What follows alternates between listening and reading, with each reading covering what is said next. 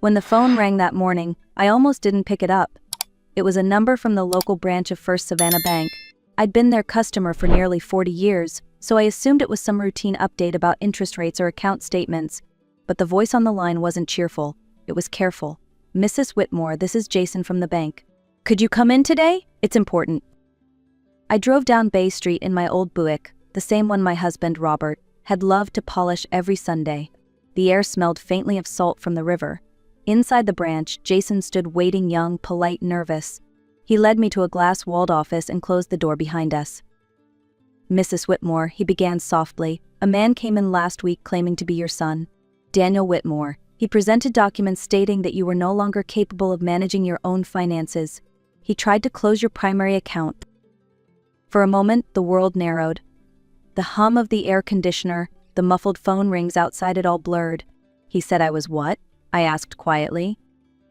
Jason looked genuinely uneasy. "He submitted a power of attorney form signed under your name, along with a doctor's note confirming early dementia." He hesitated before adding, "We didn't process anything. Something about it didn't feel right." He slid the documents across the desk. I stared at the signature, my name written in a shaky imitation. The doctor's note was from a clinic I'd never visited. A notary stamp bled ink near the bottom, smudged just enough to look rushed. At the end of the form, Daniel's name appeared neatly typed. I took a long breath, the kind that steadies you more than calms you. "Thank you for calling me, Jason. I'd like to revoke any and all access he might have claimed." He nodded, opening a folder of forms. As I signed each line, my hand stayed steady. Not because I wasn't hurt, but because shock has a strange way of sharpening you. When I finished, I looked up at him and managed a small, even smile. "He hasn't stolen my money yet," I said. "But he already took something far more valuable." When I got home, I placed my purse on the counter and sat at the kitchen table. The papers from the bank were still in their envelope. For a few minutes, I just stared at them. The afternoon light slipped through the lace curtains, tracing soft patterns on the wooden surface. Everything looked so normal: the tea kettle, the stack of mail, the small vase of magnolias. And yet, nothing was. I pulled out the forged documents, spreading them across the table like a map of betrayal. Every line was filled with precision: my address, my date of birth, my supposed medical condition. There was even a letter from a clinic in Atlanta, signed by a Dr. Carson, who apparently believed I was in the early stages of memory loss. The signature, the seal, even the watermark looked official enough to fool anyone who didn't know better. I did know better. My eyes landed on Daniel's name again, printed neatly at the bottom. For a moment, I saw not the man who forged these lies, but the little boy who once cried when I threw away his broken toy truck. He couldn't stand to lose anything, not even something already broken. Maybe that's what this was, his grown-up version of refusing to let go. I folded the papers carefully and slid them back into the envelope. Then I reached for the phone and called Jason again. "Please make sure my account is flagged," I told him. "No access for anyone but me, no matter what name they bring." He promised to do so. After I hung up, I sat in silence, listening to the faint creaks of the house. Robert built these walls to last. I wondered if he ever imagined the person we loved most would try to tear them down. I brushed my hand over the table and whispered, "Not yet, Daniel. Not ever." The next morning, I brewed coffee the way Robert liked it, 2 scoops, no sugar, strong enough to wake the dead. I needed it. The night before, sleep had been impossible. Every time I closed my eyes, I saw Daniel's name beneath that forged signature. My son, the boy I raised with everything I had, now trying to erase me with a pen stroke. After breakfast, I walked to the hallway cabinet and unlocked the bottom drawer. Inside was a box filled with old checkbooks, receipts, and faded bank statements. I carried it to the dining table, dust rising like ghosts of all the times I'd helped him. Then I began sorting through them one by one. The first check I ever wrote for Daniel was for $75, his high school football trip to Jacksonville. Then came the college tuition, the first apartment deposit, wedding expenses, a car loan I paid off when he hit a rough patch. The list went on: medical bills, credit card debt, therapy after the divorce, and a second car when Melissa said she needed something safer for the baby. I began writing the amounts in a notebook, a habit I'd kept since my teaching days. Numbers don't lie, even when people do. By the time I reached the last page, the total read $389,450. And that wasn't counting the groceries, the holidays, or the times I quietly slipped him cash so he wouldn't be embarrassed in front of his wife. I set down the pen and stared at the total. It looked unreal, like someone else's life. I had given him more than money. I'd given him forgiveness, over and over, each check a small apology for loving him too much. For the first time in years, I felt something inside me shift. It wasn't anger. It was clarity. This wasn't about losing money. It was about finally realizing what I'd been paying for all along, peace I never received. By noon, I'd made up my mind. I wasn't going to cry and I wasn't going to call Daniel. I was going to call someone who understood consequences. Caroline Hartman had been our attorney for years. She'd helped Robert and me set up our wills after his first heart attack, and I trusted her more than anyone outside the family. When she picked up, her voice was steady as always. "Helen, it's been too long, what's going on?" "I need to change my will," I said simply, "and revoke every power of attorney that has my son's name on it." Caroline didn't ask for details. She must have heard the tone in my voice, the kind that comes from the end of patience, not the start of grief. "Come by this afternoon," she said. "I'll clear my schedule." At her office, she listened as I told her everything: the forged signature, the doctor's note, the fake story about dementia. She took notes in her tidy handwriting, pausing only once. "Do you want to press charges?" she asked. "Not yet," I replied, "but I want protection." She nodded. "We can revoke everything immediately, and I assume you want to adjust the inheritance?" "Yes," I said. "My granddaughter Grace will be the new beneficiary. Set up a trust in her name. She's the only one who still visits because she wants to, not because she's keeping score." For the next hour, we went through documents, signatures, and legal jargon. When it was done, Caroline gathered the papers neatly and smiled. "You've taken back control, Helen. That's no small thing." Outside, the air felt lighter than it had in days. I stood on the sidewalk, looked up at the bright Georgia sky, and whispered to myself, "Let him call me weak now." 3 days passed before Daniel called. The first 2 times, I ignored the ringing. On the third, curiosity won. His voice came through soft, almost rehearsed. "Mom, I think there's been some confusion. The bank must have mixed up the paperwork." I stayed silent. He sighed dramatically. "Melissa and I were just trying to make sure everything was handled in case something happened to you. You know how forgetful you've been lately?" My grip on the phone tightened. "Forgetful," I said. "You mean the kind of forgetful that lets me sign every tuition check and pay every bill you ever sent my way?" He chuckled awkwardly. "Mom, please, let's not get emotional. We're family." Family. The word landed heavy. "You forged my signature, Daniel." "That's not how it happened," he said quickly. "Melissa had a friend at the notary office. Maybe the form got mixed up. Look, we'll fix it. Just don't make this a big deal." "It's already a big deal," I said quietly. "You tried to take my life's work and call it love." There was silence, the kind that stretches too long, until you can almost hear the truth breathing on the other end. Finally, he said, "You're blowing this out of proportion. If you start changing things legally, people will talk." "Let them," I replied. "I've spent enough years keeping quiet for your comfort." The next morning, his car pulled up in front of my house.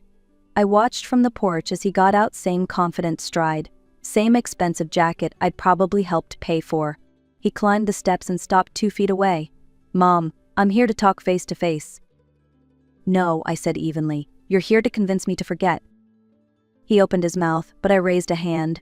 "You think being my son gives you rights to my decisions, my accounts, my dignity?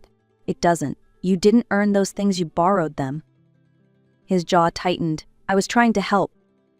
"No, Daniel, you were trying to inherit early." He stared at me, searching for the version of me who would cave. She wasn't there anymore. I turned, opened the door, and before stepping inside said, "You haven't lost my money yet, but you've already lost your mother." Then I closed the door. Not slammed, not locked, just closed. Quietly, completely. For a few days there was silence. Then the storm began. It started with a polite email from Melissa, my daughter-in-law. The subject line read, "Let's talk, Mom." The message was syrupy and rehearsed, full of phrases like family unity and misunderstandings. She wrote that Daniel had only been acting out of concern, and that I should reconsider the recent legal changes for the sake of peace. Attached was a photo of Grace from a year ago, smiling at Thanksgiving, like guilt could be softened by nostalgia. I didn't reply.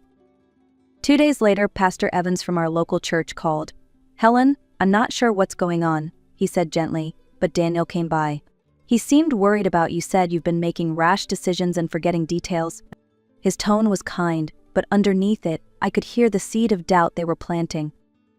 Thank you, Pastor, I said calmly. But please tell my son I remember more than he wants me to. By the end of the week, a man named Peter from a financial advisory firm left a voicemail, introducing himself as Daniel's consultant. He spoke with the confidence of someone who thought age meant weakness. Mrs. Whitmore, he said, I'd love to assist in reorganizing your estate to ensure your legacy remains intact. I didn't bother calling him back. Instead, I forwarded the message to Caroline, who replied with 3 words, "Let me handle it." That weekend at church, I noticed the glances, the whispers that stopped when I turned. It didn't hurt the way I expected. It only reminded me how fast truth becomes rumor when people prefer lies that sound polite. I went home, brewed tea, and sat by the window. The magnolia tree swayed in the breeze, steady, unbothered. That's how I wanted to be rooted, not reactive. They could spread stories. They could call me forgetful, fragile, senile. But I knew the truth. Silence wasn't surrender. It was strategy. The rumors didn't stop. They never do when silence unnerves people more than shouting. So I decided to give them something true to talk about. On Monday morning, I called the Savannah Public Library and asked to reserve their community room for Wednesday evening. Is this for a book club? The woman on the phone asked. No, I said. It's for a story. Mine. I printed a small stack of flyers on my old home printer, black and white, nothing fancy. Wednesday, 7 p.m. A quiet retelling by Helen Whitmore. Free and open to all. I left a few at the coffee shop, the florist, and even one on the church bulletin board. Then I waited. When the night came, I wore my navy dress and Robert's old pearl brooch. The library lights were warm, soft. A few rows of folding chairs filled quickly. Neighbors, church members, a woman from the grocery store, even 2 young girls holding notebooks. And in the back, near the exit, stood Melissa. No Daniel. Of course not. He never faced what he started. I stepped to the front, no microphone, just me and a small podium. Good evening, I began. My name is Helen Whitmore. I've lived in this town for 56 years. I'm not here to ask for sympathy or to gossip. I'm here to tell you the truth because it's been told for me long enough. The room quieted. I told them about the forged documents, the fake doctor's note, the attempt to declare me incompetent. I spoke of my son's entitlement, my silence, my mistake of confusing help with control. My voice didn't shake. It had been waiting too long for this. When I finished, I looked straight at Melissa. If protecting myself is called betrayal, then I suppose I've finally learned how to betray correctly. No applause followed, just stillness, the kind that means people are thinking. When it ended, a few came forward, touched my hand, said nothing. Grace hugged me last, whispering, "You looked taller tonight." I smiled. That's what happens when you stop bowing. A week passed after the library reading, and the town settled into a strange quiet. The whispers faded. The pitying looks turned into nods of respect. But I knew Daniel and Melissa well enough to recognize silence as planning, not peace. It came in the mail one Thursday afternoon, a thick white envelope marked confidential. The return address read Whitmore Associates, a firm Daniel had worked for years ago. I made myself a cup of tea before opening it. The smell of bergamot steadied me. Inside was a neatly typed letter. Dear Mrs. Whitmore, it began. In the interest of preserving family dignity, we propose the following. You agree to dissolve the trust in Grace's name and reinstate the previous distribution of your estate. In exchange, we will cease all legal inquiries and refrain from further contact. It ended with their signatures, not a lawyer's, just Daniel and Melissa's, side by side like a pair of signatures on a receipt for shame. I read it twice, then a third time. Every word was soaked in manipulation disguised as respect. They weren't asking for reconciliation. They were demanding silence, my silence. I pulled out a small card and wrote only 2 lines. No, my dignity was never yours to negotiate. I sealed it in an envelope, stamped it, and left it on the hall table for Grace to mail when she next visited. That evening, as the sun sank behind the magnolia tree, I felt something new. Not triumph, not revenge, just peace. The kind that comes when you finally stop explaining why you deserve to keep what's already yours. Grace came by the next morning, her hair still damp from the rain. She brought muffins from the cafe downtown and the same wide eyes she'd had as a child. They're quiet, she said, sitting down at the kitchen table. Too quiet. Dad unfriended me. Deleted every photo of us. I poured her a cup of tea. Let him delete, I said gently. We still have memory. She gave a small, shaky laugh. He says I'm choosing sides. You're not choosing sides, I replied. You're choosing truth. There's a difference. For a moment, neither of us spoke. The house was filled with the smell of tea and rain, the kind of stillness that feels earned. Grace stared down at her mug. Do you ever regret it? She asked, standing up like that, making it all public. I thought about the night at the library, the faces, the hush, the freedom of saying things out loud that had been rotting in silence. No, I said finally. The only thing I regret is waiting so long to stop apologizing for being right. Her eyes glistened. She reached across the table and squeezed my hand. I'm proud of you, Grandma. That word still made my throat tighten. I squeezed back. I'm proud of you too, Grace. You didn't ask for money, you didn't ask for power, but you stayed. And that's worth more than both. Before she left, I gave her the sealed envelope with my short reply to Daniel's letter. She looked at it, then at me. You're sure about this? Completely, I said. He wanted a response. He'll get one, just not the one he expected. When she drove off, I stood by the window, watching her car disappear down the wet road. For the first time in a long while, I felt light, not because I'd won, but because I'd finally stopped losing. Days turned into weeks, and the world moved on as if nothing had happened. But inside my small red brick house in Savannah, everything had changed. The quiet no longer felt heavy. It felt earned, like the kind that settles after a storm that has finally spent itself. The mailbox stayed empty for days. No letters, no lawyers, no more claims to family dignity. I watered the garden, read the newspaper, and let life shrink back to ordinary size. On Sunday morning, Grace arrived with cinnamon rolls, still warm from the oven. We ate them in the kitchen with the window open, the air soft with the smell of rain and sugar. They've stopped calling, she said. Completely? Good, I answered. Let the silence do the talking for once. She looked at me for a long moment. Do you think he'll ever come around? I smiled faintly. Maybe. But I won't wait for it. Waiting was how I lost most of my peace. She nodded slowly. You're not angry anymore. No, I said. Anger takes energy. I'd rather spend mine living. Before she left, she hugged me tight, the kind of hug that feels like an answer to every unasked question. I love you, she whispered. I know, I said. That's why you'll be fine. After she drove away, I sat by the window with my tea and opened my notebook, its last page still blank. I wrote one final line. Let the silence you choose be the peace they never gave you. I tucked it beside the trust papers and closed the drawer. Outside, the magnolia tree had lost most of its blossoms, but the few that remained held on stubbornly against the wind. I thought of Grace, of Caroline, of every woman who'd ever been told she was too old to matter, too gentle to fight, too quiet to win. Maybe this story wasn't about revenge at all. Maybe it was about reclamation of dignity, of self, of voice. And if anyone out there needed to hear it, I'd tell them this: you don't owe anyone your silence. You don't owe anyone forgiveness that comes chained to fear. It's never too late to stand your ground. If this story meant something to you, share it. Someone might still be waiting for a sign that it's time to speak.